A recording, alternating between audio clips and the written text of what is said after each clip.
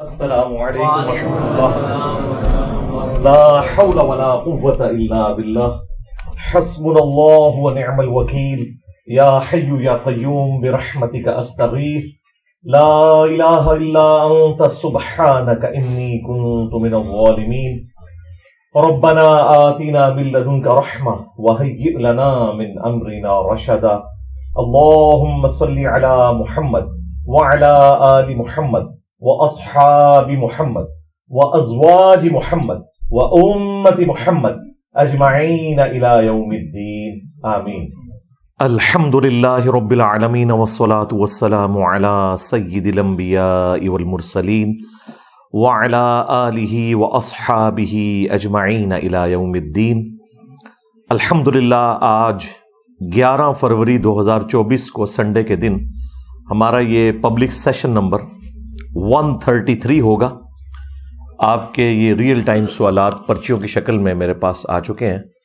انشاءاللہ ہم انہیں بعد میں ڈسکس کریں گے. پہلے اس ویک کا سب سے بڑا جو کرنٹ افیئر ہے وہ الیکشن 2024 ہیں. 8 فروری 2024 کو ہونے والے الیکشن. آج کے اس ماڈرن دور کے اندر جن ملکوں کے اندر ڈیموکریسی ہے ان ملکوں میں قوموں کے لیے الیکشن کا دن بہت امپورٹنٹ ہوتا ہے. جس طرح ایک انسان کی زندگی میں شادی کا دن بڑا امپورٹنٹ ہے کہ نئی زندگی شروع کرنے والا ہوتا ہے، قوموں کی زندگی میں الیکشن کا دن ایک امپورٹنٹ دن ہے جس میں لوگ اپنے نمائندوں کو چنتے ہیں اور وہ ڈیسائیڈ کرتے ہیں کہ ان کا حکمران کون ہونا چاہیے. 8 فروری 2024 کو میں تو صبح سویرے ہی پہنچ گیا تھا جہاں پہ ہمارا حلقہ بنتا تھا. ابھی پولنگ سٹارٹ نہیں ہوئی تھی اور وہ آلموسٹ کوئی آدھا گھنٹہ بعد سٹارٹ ہوئی. 8 کا ٹائم تھا، 8:30 بجے. خیر اپنے بوتھ میں پہلا شخص تھا جس نے ووٹ ڈالا اور پھر تھوڑا تھوڑا کر کے لوگ آنا شروع ہو گئے. اس الیکشن میں اتنا ٹرن آؤٹ نہیں رہا جو گزشتہ کے الیکشنز میں ہوتا ہے، لیکن پھر بھی آلموسٹ 50% بنتا ہے. اب جو اس کے رزلٹ آئے ہیں اس کے بعد ظاہر ہے کہ وہی ایپیسوڈ ریپیٹ ہو گیا جو پہلے ہر الیکشن کے بعد ہوتا ہے. 2013 کے بعد بھی، 2018 کے بعد بھی، اور دوبارہ سے ملک کے اندر وہی ہنگامے، دھرنے، ہڑتالیں، وہی سلسلہ مجھے تو لگ رہا ہے کہ شروع ہو گیا. سب سے پہلے تو ہم مبارکباد پیش کرتے ہیں ہمارے جتنے ریاستی ادارے ہیں کہ انہوں نے ایٹ لیسٹ جو امن کی صورتحال ہے اسے اسٹیبلش کیا ہے. کوئی اتنا بڑا واقعہ رپورٹ نہیں ہوا. ایک ہوا تھا وہ الیکشن سے 2 دن پہلے. الیکشنوں کے دوران آلموسٹ سکون ہی رہا ہے الحمدللہ. باقی جہاں تک اس بات کا تعلق ہے کہ Election Commission of Pakistan free and fair elections کرنے میں کامیاب ہوا ہے تو یہ بالکل بات غلط ہوگی اور یہ جھوٹ کے اوپر مبنی ہوگی اگر ہم اس طرح کا کوئی دعویٰ کریں. ہمیں یہ بات کہنے میں کوئی عار نہیں ہے کہ یہ پاکستان کی تاریخ کے جو چند متنازع ترین الیکشنز ہیں ان میں سے یہ ایک الیکشن ہے. اور ان صحافیوں کو میں سلام پیش کرتا ہوں جو جرأت کے ساتھ اپنے موقف کے اوپر ڈٹے ہوئے ہیں.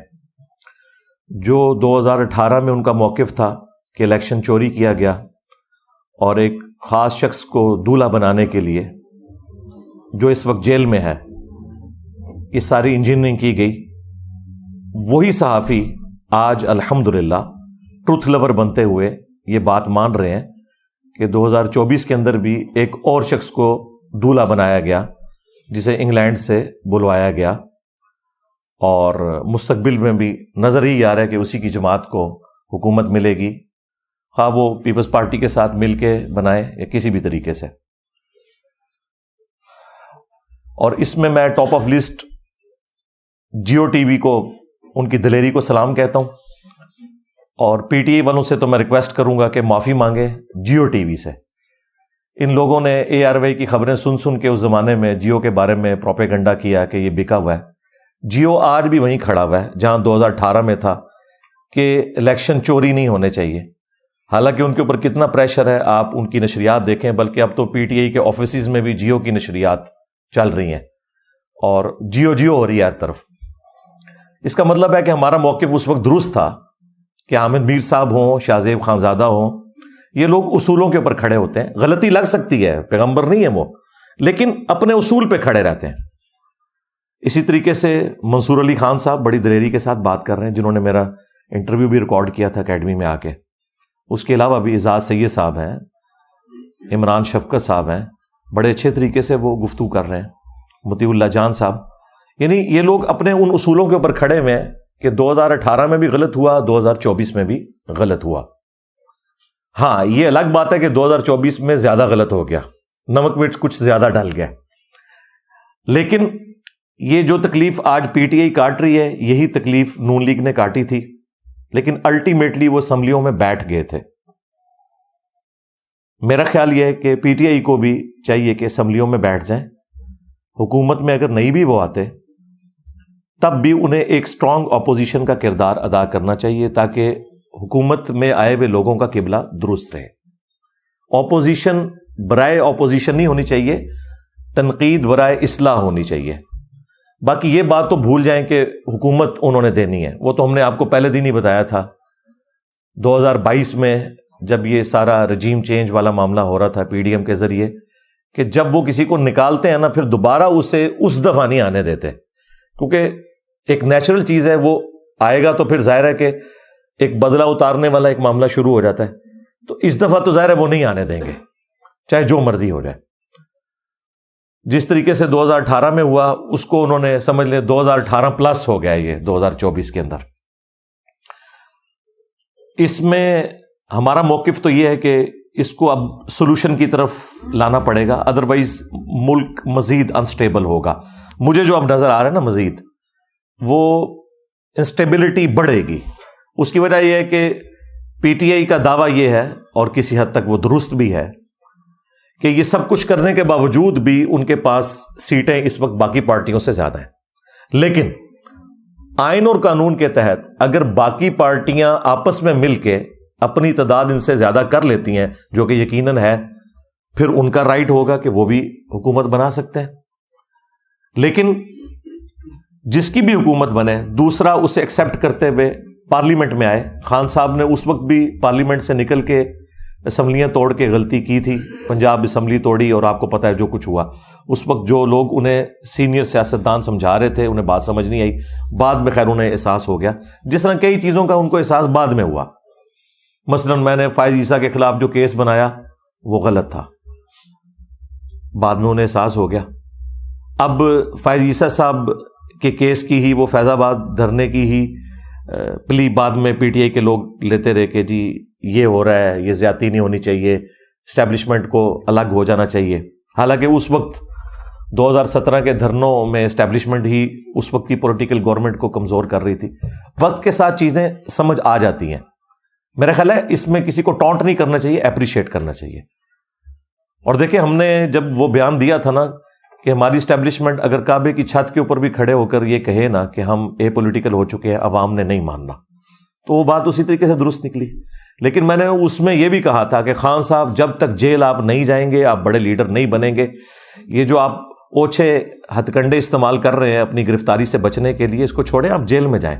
دیکھیں، جیل میں جانے نے ان کو پے کیا ہے، اس پہ تر رہا۔ یہ جو ایک دم اتنے سارے ڈیسیژن آئے، اس سے بھی لوگوں کی ہمدردی ان کے لیے بڑھی، اور اوورآل ان کی جماعت کو فائدہ ہوا۔ اب جہاں تک خان صاحب کا معاملہ ہے، مجھے تو نہیں لگتا اتنی آسانی سے وہ باہر آئیں گے۔ جو ان کے اوپر کیسز بنے ہوئے ہیں، ظاہر ہے کہ وہ عدالتوں کے ذریعے ایک ٹائم لگے گا۔ نواز شریف صاحب کی بھی تو اب جا کے جان چھوٹی ہے نا، 4-5 سال تو لگ گئے ہیں، تو ان کو بھی ٹائم تو لگے گا۔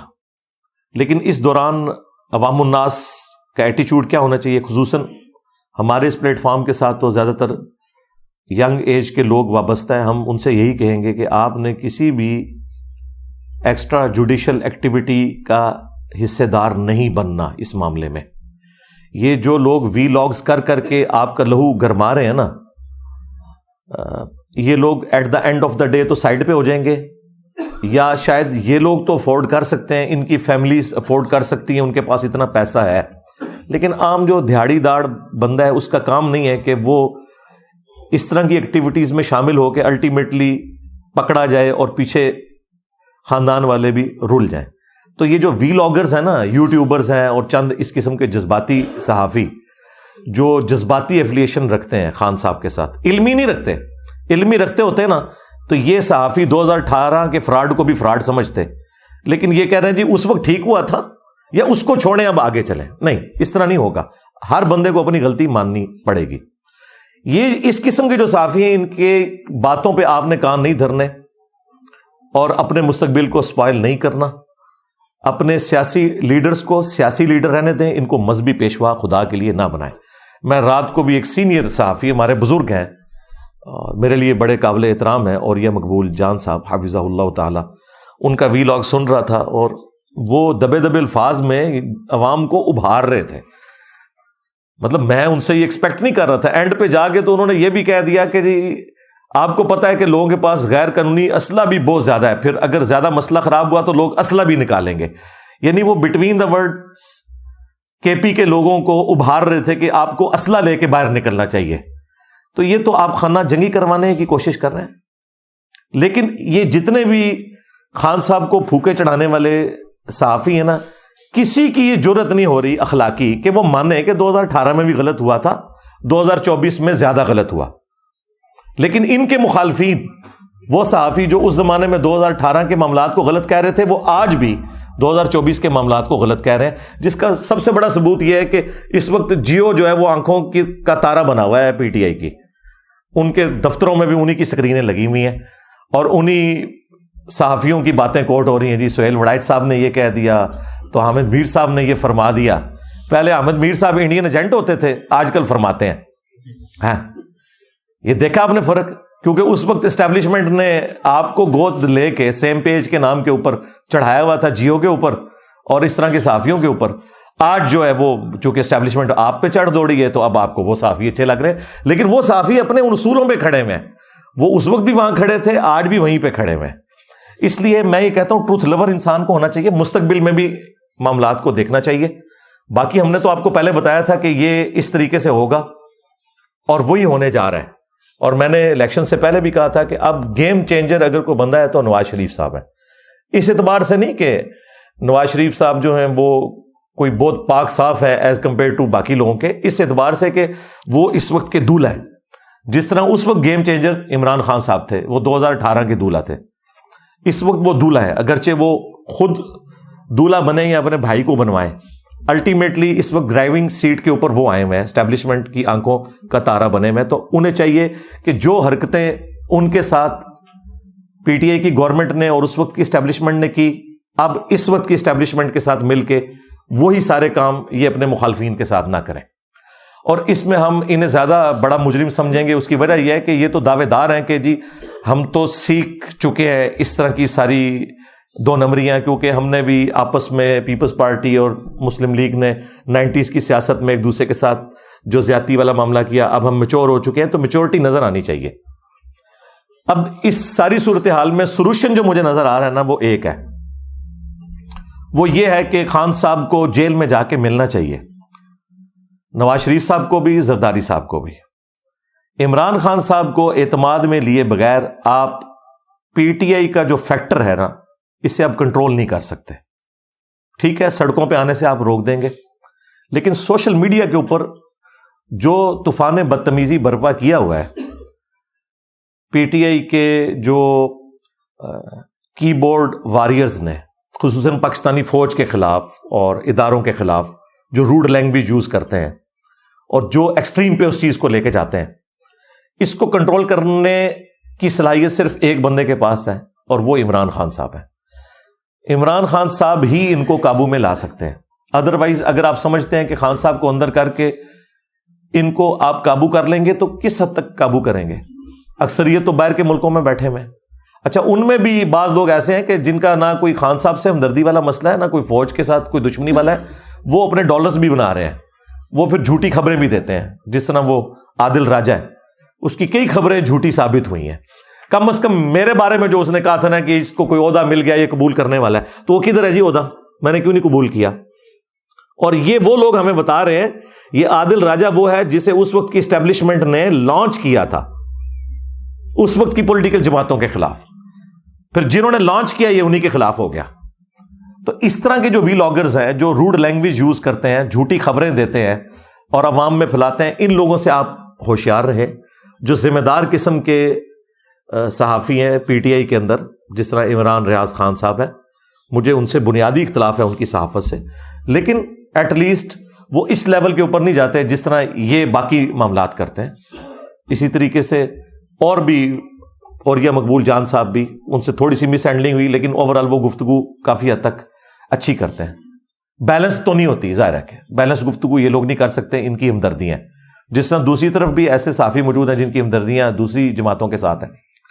لیکن ان الیکشنز کے بعد ایک خطرناک رزلٹ بڑا سامنے آیا ہے کہ ہم پنجابی لوگ, پنجاب کی اسٹیبلشمنٹ, پنجاب کی جماعتیں, خواہ وہ پی ٹی آئی ہو, نون لیگ ہو, جتنے صحافی ہیں, جتنے میڈیا چینلز ہیں, انہوں نے اپنا اخلاقی فرض اور مذہبی فرض سمجھا ہوا تھا کہ پیپلز پارٹی جو ہے نا یہ ناکام ترین جماعت ہے پاکستان کی.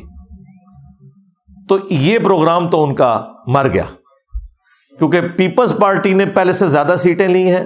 ان کے تو سارے آپ دیکھیں کینڈیڈیٹس لاکھوں میں جا رہے ہیں, بلکہ وہ حامد سعید کاظمی صاحب نے تو 3.5 لاکھ ووٹ لیا ہے ملتان سے.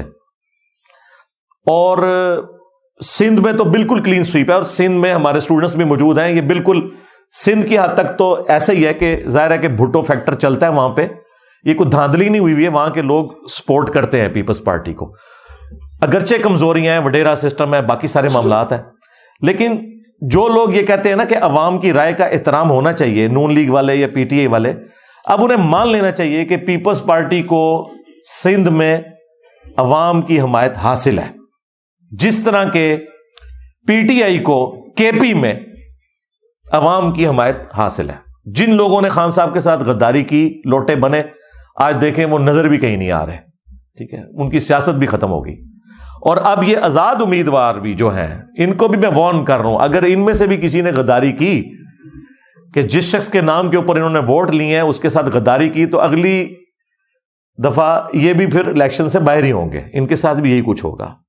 یہ ہمیشہ سے عوام فیصلہ کر دیتی ہے, اور کے پی والے لوگ تو آپ کو پتہ ہے پٹھان ہے, اور پٹھان تو قبر تک دشمنی نبھاتے ہیں, اور انہوں نے نبھا کے بتائی ہے. بہرحال میں ان الیکشنز کے بعد کوئی خوش نہیں ہوں. اس کی وجہ یہ ہے کہ مجھے تو حالات بگڑتے ہوئے نظر آ رہے ہیں.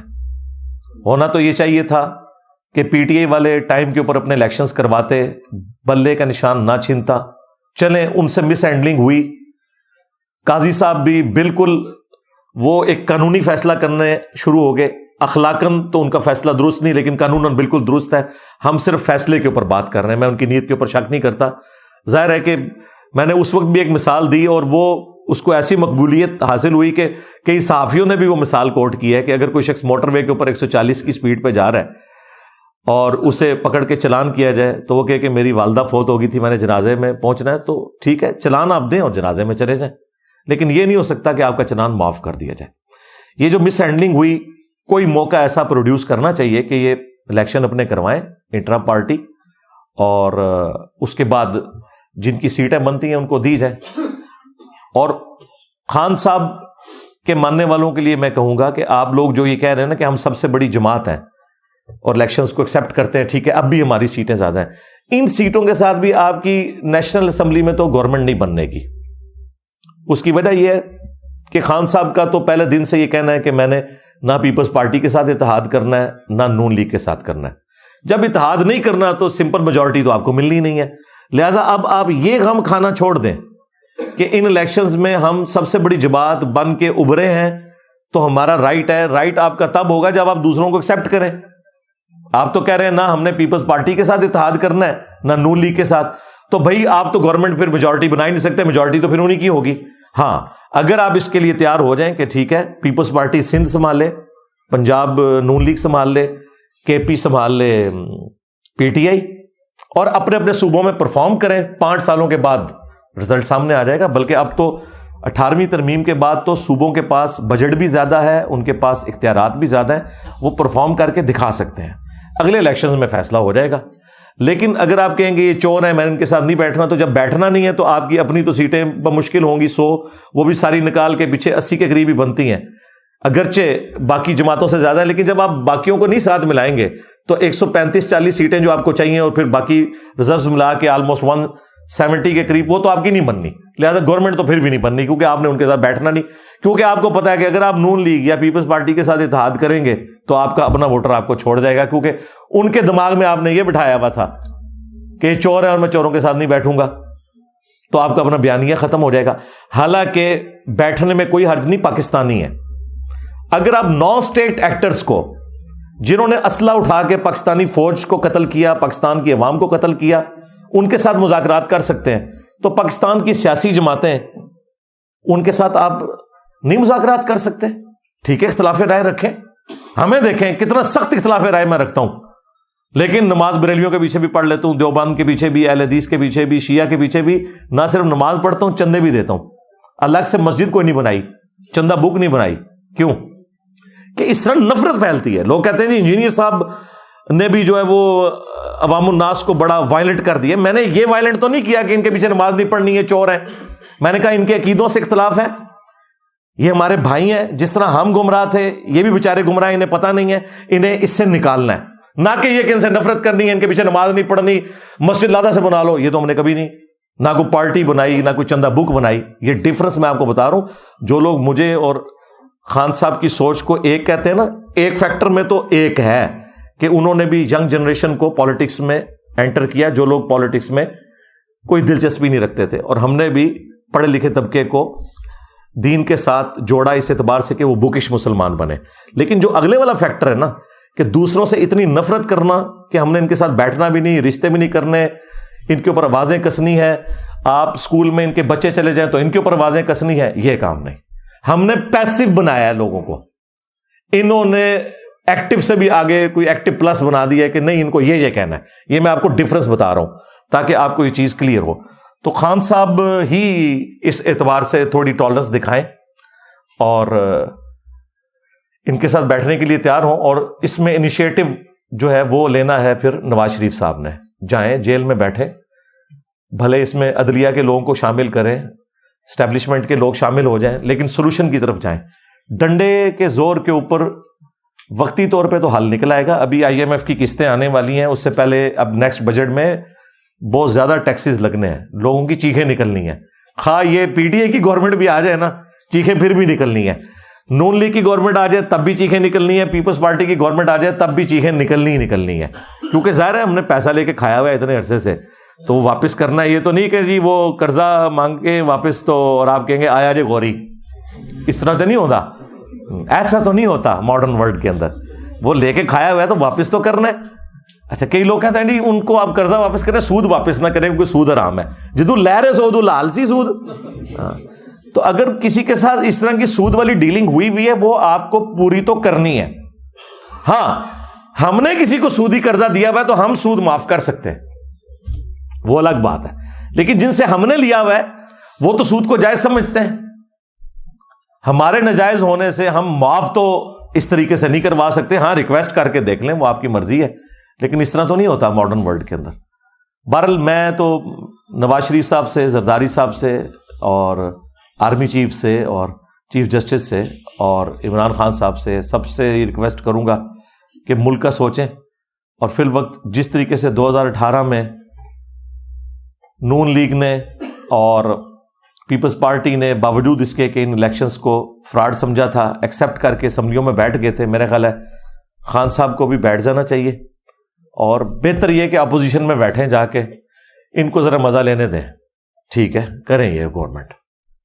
اور اگر گورنمنٹ لیتے ہیں تو جو بھی لے گا وہ پھر تختہ مشق بنے گا. اس وقت گورنمنٹ لینے کا مطلب یہ ہے کہ آپ نے اپنی پالیٹکس کو خراب کرنا ہے, کیونکہ اتنی جلدی یہ معاملات سیدھے ہونے والے نہیں ہیں.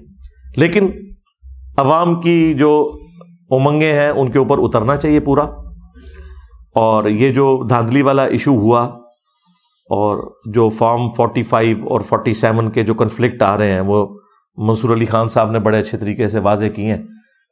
عدالتوں میں کیسز چلیں گے, پتہ نہیں کیا کچھ آگے ہونا ہے یہ معاملہ. تو بہتر یہ ہے کہ اسے مل بیٹھ کے سالو کیا جائے. عدالتوں میں یہ مسئلے حل نہیں ہونے, میں آپ کو بتا دوں, نہ روڈز پہ چڑھنے سے مسئلے حل ہونے ہیں, یہ مل بیٹھ کے مسئلے حل ہونے ہیں. اور جب تک مل بیٹھ کے اپنے معاملات کو سیدھا نہیں کریں گے, اسی طریقے سے ہم لڑتے بھرتے رہیں گے. یعنی میں تو دیکھ رہا ہوں آلموسٹ پچھلے 4-5 دن سے پوری قوم جو ہے نا وہ ایک تکلیف کے نیزے کی نوک کے اوپر ہے کہ اب آگے کیا بننا ہے. ٹھیک ہے, یہاں پہ بھی اب آپ دیکھ لیں, آج پولیس کی جو نفری ہے وہ کوئی ڈفرنٹ ایجنسیز کے لوگوں نے سنبھالی ہوئی ہے. کیوں؟ ہماری جو پنجاب پولیس ہے وہ مصروف ہے اس وقت. سعد رضوی صاحب نے کوئی کال دی ہوئی ہے اور وہ بندے اکٹھے کر رہے ہیں. ٹھیک ہے, اب ظاہر ہے یہ جب بندے جائیں گے خرچہ ہوتا ہے, پھر کوئی خون خرابہ بھی ہو جاتا ہے, اس طریقے سے معاملات چلتے جاتے ہیں. تو میں تو یقین مانے کہ اس حوالے سے کافی پریشان ہوں, اور امید کی کرن صرف یہ ہے کہ آپس میں بیٹھیں. اگر یہ بیٹھیں گے نہیں, اسی طریقے سے ایک دوسرے کے خلاف پروپیگنڈا کرتے رہیں گے, ایک دوسرے کو نیچا دکھاتے رہیں گے, اور پھر اعلانیہ معافی بھی مانگیں. میں خان صاحب سے تو ریکویسٹ کروں گا 2018 کی ایکٹیویٹی کے اوپر اعلانیہ قوم سے معافی مانگے, اور معافی یہ بھی مانگے اور ان کے جو سہولت کار تھے اس وقت کے اسٹیبلشمنٹ کے لوگ, ان سے بھی معافی منگوائیں, اور اس کے بعد 2024 میں جو کچھ ہوا اس میں بھی معافی مانگی جائے. اور اگر آپ کہیں گے کہ اس کو چھوڑو آگے چلو, تو اس طرح تو معاملہ نہیں ہو سکتا. اب دیکھیں نا نواز شریف صاحب کا موقف آپ ذرا ان کی نظر سے بھی سمجھیں نا. وہ یہ کہہ رہے ہیں کہ میں 2017 میں ملک چل رہا تھا, آپ نے چلتے پہیے کے اندر وہ جس طرح موٹر بائک کا پہیا تاروں والا جا کے ڈنڈا دے دیا, آپ نے ڈنڈا بھی ٹوٹ گیا, پہیا بھی ٹوٹ گیا, مجھے آپ لوگوں نے نکال دیا. اس کے بعد میرے خلاف پروپیگنڈا کیا اسٹیبلشمنٹ کے ذریعے, پی ٹی آئی کو یوز کر کے مجھے اتنا ان پاپولر کر دیا کہ میں نے اگلا الیکشن کیسے جیتنا تھا. لہٰذا آپ میرے کیسز بھی ختم کریں اور مجھے دوبارہ انڈو کروا کے 2017 پہ لے کے آئیں, جس کی کوشش ہوئی 2024 کے اندر. ان کی نظر سے دیکھیں, وہ کہتے ہیں انڈو کریں. یہ کہتے ہیں ہمارے ساتھ زیادتی ہو رہی ہے, تو وہ کہتے ہیں بھائی 2018 میں تو ہم پاپولر تھے, آپ لوگوں نے ہمیں گورنمنٹ سے کیوں باہر نکالا, ایک چلتی ہوئی گورنمنٹ کو. تو دونوں کے پوائنٹس اپنی جگہ سٹرونگ ہیں, یہ ذہن میں رکھیے گا, یہ کوئی پھینکنے والی باتیں نہیں ہیں. اس کا حل صرف بیٹھ کے ہوگا. اور اگلی بات میں بڑی خطرناک کرنے لگا ہوں, یہ مسئلہ خان صاحب کی زندگی میں تو سالو ہو سکتا ہے, خدا نخواستہ ان کی موت کے بعد سالو نہیں ہوگا, یہ میں آپ کو بتا دوں. ہاں, میں اکثر یہ کہتا ہوں, باپا جانی جو ہیں الیاس قادری صاحب, اپنی تمام کمزوریوں کے باوجود ان میں ایک خوبی ہے کہ نان اسٹیٹ ایکٹر نہیں ہے. وہ انہوں نے ڈنگ نکال دیا اپنی جماعت کا, ورنہ جتنی بڑی وہ جماعت ہے, اگر وہ اس کو وائلنٹ کرنا چاہے تو ملک پورے میں آگ لگانا باپا جانی کے لیے کوئی مسئلہ نہیں ہے. لیکن آپ دیکھتے ہیں جب کوئی ایکٹیویٹی ہوتی ہے, ایون ممتاز قادری بھی ان کا مرید تھا, انہوں نے اسے بھی کنڈیم کیا کہ اس طریقے سے قانونی ہاتھ میں لینا چاہیے. اس کی وجہ سے انہوں نے خادم رضوی صاحب کی بھی گالیاں کھائیں, تحریک لبیک بھی ان کے خلاف ہوئی, حنیف قریشی صاحب بھی ان کے خلاف ہوئے, لیکن ان کا یار یہ کوئی طریقہ نہیں ہے کہ قانون ہاتھ میں لیا جائے. تو باپا جانی نے جس طرح اپنے ماننے والوں کی تربیت کی ہے, ہم امید کرتے ہیں کہ ان کی وفات کے بعد ان کی لیگیسی آگے چلے گی. لیکن خان صاحب نے جو تربیت کی ہوئی ہے, اگر انہوں نے اپنی زندگی میں اس قبلے کو درست نہ کیا تو ان کی وفات کے بعد خدا نخواستہ مجھے تو مزید حالات بگڑتے ہوئے نظر آئیں گے. یہ میں اسٹیبلشمنٹ کو بھی بالکل کلیئر کٹ بتا رہا ہوں کہ جو کچھ آپ لوگوں نے کروانا ہے نا خان صاحب کی زندگی میں کروائیں. جس طریقے سے بھی خان صاحب کو قائل کرنا ہے, وہی آگے پی ٹی آئی کے سپورٹرز کو قائل کر سکتے ہیں, ڈنڈے کے ذریعے, کیسز کے ذریعے, عدالتوں کے ذریعے, ڈرا دھمکا کے. آپ چند ایک لوگوں کے ساتھ تو کر لیں گے, لیکن جو لوگ باہر بیٹھے ہوئے ہیں, 1 کروڑ پاکستانی باہر بیٹھا ہوا ہے, ان میں سے بھی میجورٹی پی ٹی آئی کے سپورٹر ہیں. اور اس کی وجہ یہ ہے کہ انہیں گراؤنڈ ریئلٹیز کا کم پتہ ہے. جن کو پتہ ہے ان کو پتہ ہے کہ بھی دونوں طرف لوگ ایک جیسے ہیں. فرق ہے, ٹھیک ہے, میں مانتا ہوں, لیکن آئیڈیلزم کہیں بھی نہیں ہے, وہ سب کو پتہ ہے. ابھی کتنی عجیب بات ہے کہ 450 بندوں کے نام ہوں پاناما میں اور ایک بندے کو فارغ کیا جائے, جس طرح کے توشہ خانہ میں کئی لوگوں کے نام ہیں, کیس ایک بندے کے خلاف بنایا گیا ہے, عمران خان صاحب کے. تو آپ اینالوجی دیکھیں, سیم ہے. اور پیچھے اس کے وہی مسئلہ ہے جو ہمارا شروع سے ہم بتا رہے ہیں آپ کو. پاکستان بنتے ہی ہمیں وہ مرض لگ گیا تھا کہ یہاں ڈیموکریٹک ویلیوز نہیں ہیں, اور دوسرا طبقہ جو اسٹیبلشمنٹ کا ہے وہ اتنا اسٹرانگ ہو چکا ہے کہ ان کے سامنے کوئی بھی کھڑا نہیں ہوتا. لیکن یہ اس وقت لمحہ فکریہ ضرور ہے کہ اس وقت کوئی ایک پولیٹیکل جماعت بھی نہیں ہے جو اسٹیبلشمنٹ سے دل کے ساتھ کھڑی ہو، مجبوراً کھڑے ہوئے ہیں. پیپلز پارٹی کبھی بھی بھٹو کے قتل کو نہیں بلا سکتی، اور نواز شریف صاحب کے ساتھ تو ہر دفعہ ہوا.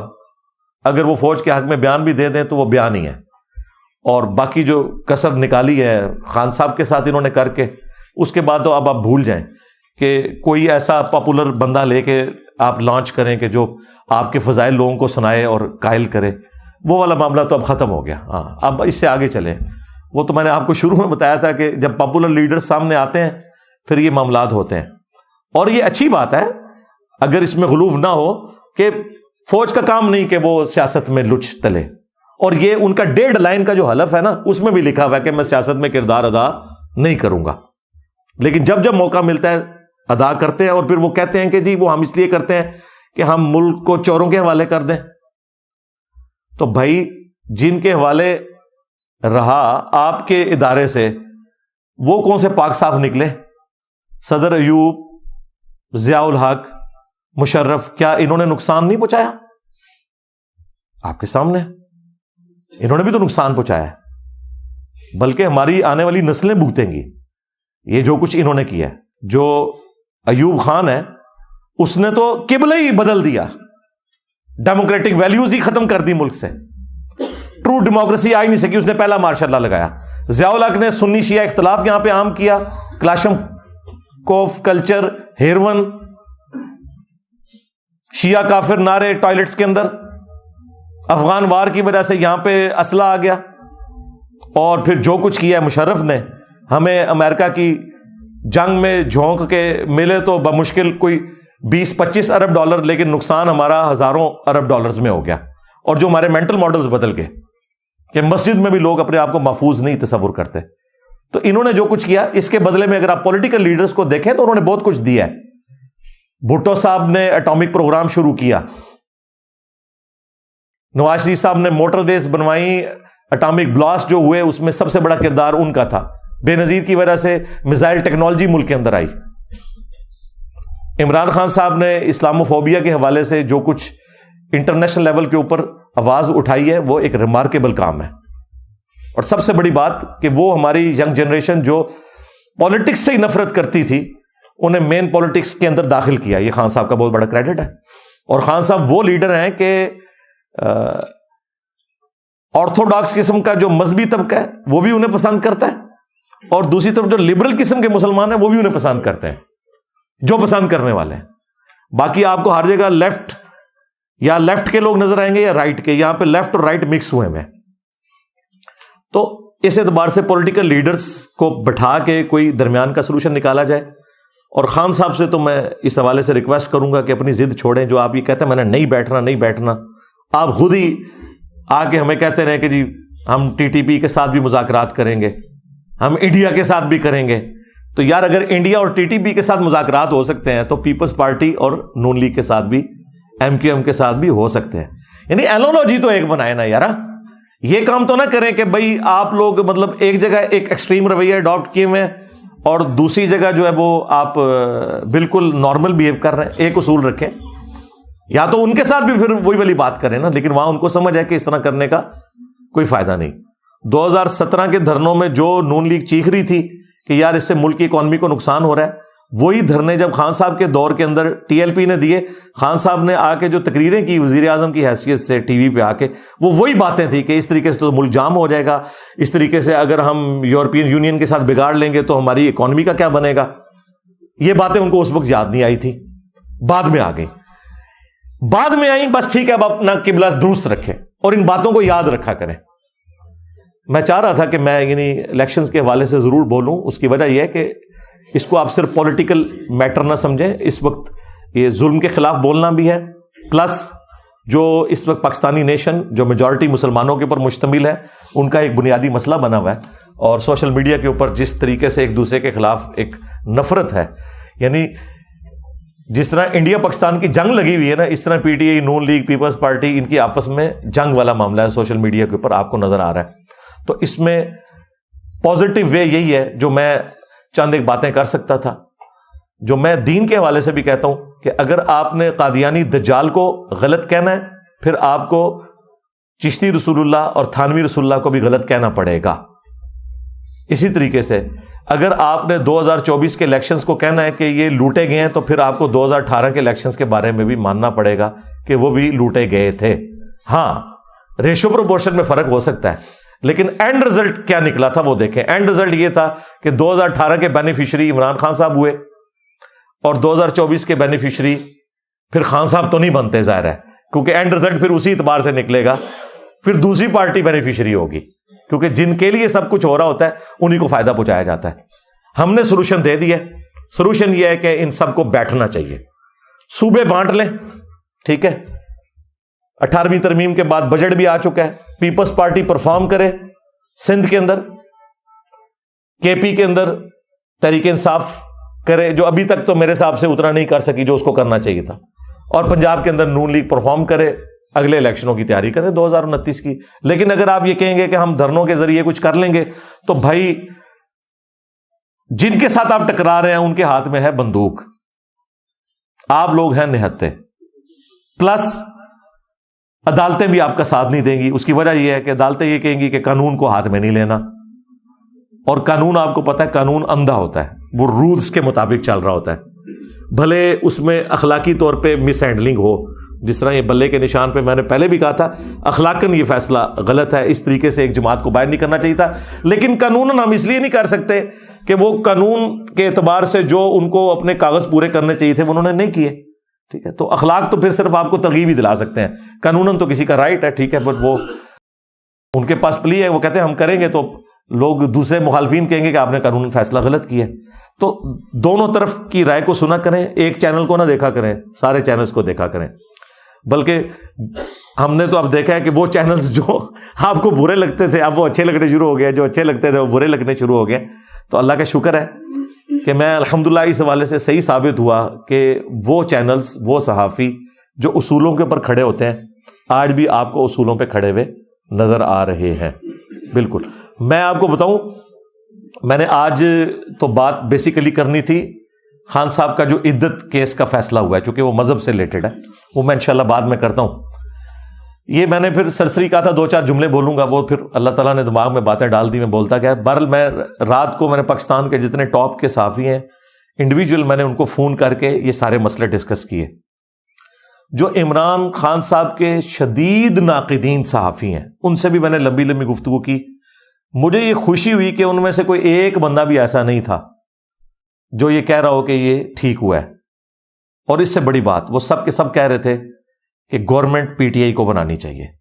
میں نے کہا جی آپ کہہ رہے ہیں, آپ تو خان کو ہٹلر سمجھتے ہیں. ان کا ہم قانون کے ساتھ کھڑے ہیں, اس نے اکثریت لی ہے, اگر اسے گورنمنٹ بنانی چاہیے. لیکن وہ اس لیے نہیں گورنمنٹ بنا سکتا کہ وہ اکثریت اتنی نہیں ہے کہ جس میں سیٹیں پوری ہوں. اس کے لیے پیپلز پارٹی نون لیگ کو ملانا پڑے گا, اور وہ خان صاحب نے قسم کھائی ہوئی ہے کہ میں نے نہیں ملانا. تو الٹیمیٹلی اگر گورنمنٹ نہیں بن رہی تو اس میں خان صاحب خود بھی شامل ہیں. ہاں, یا بیٹھنے کے لیے تیار ہو جائیں تو ٹھیک ہے, معاملات کو خوش اسلوبی کے ساتھ لے کے چلیں. بہرحال مجھے یہ نظر آ رہا ہے کہ پیپلز پارٹی گورنمنٹ بنائے گی ہمیشہ کی طرح سندھ میں, کے پی میں اللہ کرے کہ پی ٹی آئی کو بنانے دیں.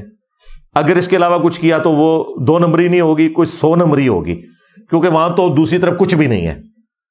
اور پنجاب کے اندر ظاہر نون لیگ نے اکثریت حاصل کر لی ہے, پنجاب میں نون لیگ کو بنانی چاہیے. رہ گیا بلوچستان, تو وہاں 50-50 ہے. میرا خیال ہے وہاں پہ چوتھی پارٹی کو موقع دینا چاہیے, مولانا فضل الرحمان صاحب کو, کیونکہ وہاں پہ پیپلز پارٹی نے 11 سیٹیں لی ہیں, 10 لی ہیں نون لیگ نے صوبائی اسمبلی کی, اور 6-7 مولانا فضل الرحمان نے بھی لی ہیں. ٹھیک ہے, وہاں یہ سیکریفائز کریں, ایک صوبہ مولانا فضل الرحمان کے حوالے بھی کریں, انہیں کہیں جی آپ یہاں پرفارم کریں. اور میں آپ کو بتاؤں یہ بڑے سوٹیبل ایک اپروچ ہوگی, کیونکہ بلوچستان میں جو اس وقت وہ اختلاف ہے نا, اس کو اگر آپ کاؤنٹر کر سکتے ہیں نا تو ایک مذہبی فیکٹر سے کر سکتے ہیں, کیونکہ بلوچستان میں زیادہ تر یعنی جو مذہبی طبقہ ہے وہ اسی مکتب فکر اور اسی جماعت کو پسند کرتا ہے جس سے مولانا فضل الرحمان صاحب ہیں. تو ٹھیک ہے, ان کو وہاں پہ اکاموڈیٹ کریں تاکہ یہ بھی کہیں دھرنوں پہ اور وہ سازشوں پہ نہ آ جائیں, ورنہ کے پی میں انہوں نے خان صاحب کو آرام نہیں کرنے دینا. تو یہ چاروں صوبے اس طریقے سے بانٹ لیں اور معاملات کو آگے لے کے چلیں.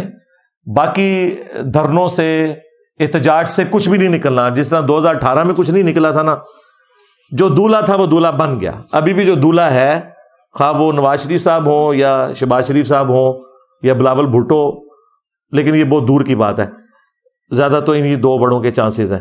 انہوں نے دولہا بن جانا ہے، اور جو دولہے بنے ان سے ریکویسٹ یہ ہے کہ وہ اپنے مخالفین کے ساتھ وہ سلوک نہ کریں جو آپ کے مخالفین نے اپنی حکومت میں آپ کے ساتھ کیا تھا.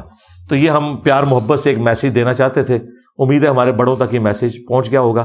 اب انشاءاللہ تعالی ہم ڈسکس کریں گے دوسرے والا جو عدت کیس کا فیصلہ ہے اس کو، لیکن تفصیل میں جانے سے پہلے ایک دفعہ دروشی پڑھ لیں. اللہم صلی علی محمد وعلی آل محمد واصحاب محمد وازواج محمد وامت محمد اجمعین الی یوم الدین. آمین.